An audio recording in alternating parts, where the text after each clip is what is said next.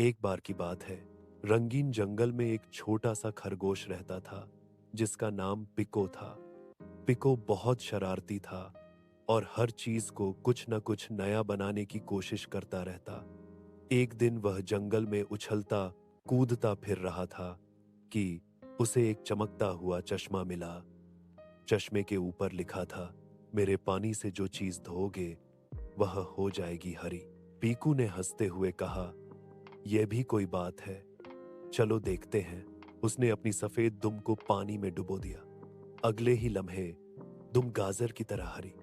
पीकू जोर से हंसा और बोला, वाह क्या मजा। अब उसने शरारतें शुरू कर दी। पहले वह हिरनी के बच्चे के कान धोता है, कान हरे। फिर बंदर की पूंछ धोता है, पूंछ हरी। पूरा जंगल परेशान हो गया कि यह हरा जादू कौन कर रहा है। आखिर सब जानवरों ने मीटिंग की और पीकू को बुलाया। शेर बोला, पीकू, ये तुम कर रहे हो? सब जानवर चुपके चुपके हरी चीजें छुपा रहे हैं। पिको हंसकर कहता है, अरे मैं तो बस मजाक कर रहा था। देखो ना, कितना प्यारा लग रहे हो सब। लेकिन अचानक हुआ एक हादसा। पिको खुद फिसल कर चश्मे में जा गिरा, पूरा का पूरा हरा। वह बाहर निकला तो सब जानवर हंसने लगे। अब तो तुम खुद हरी मिर्ची लग रहे हो। पिको ने शर्मिंदा होकर कहा, अच्छा अच्छा, मैं वादा करता हूं अब किसी के साथ ऐसी शरारत नहीं करूंगा। बस थोड़ी थोड़ी।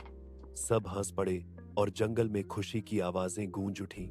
उस दिन के बाद चश्मा सिर्फ एक ही काम के लिए इस्तेमाल होता था, सब्जियां हरी करने के लिए।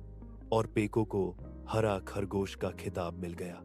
अखलाक, शरारत मजेदार होती है, मगर हद से ज्यादा शरारत कभी कभी खुद पर ही वापस आ जाती है।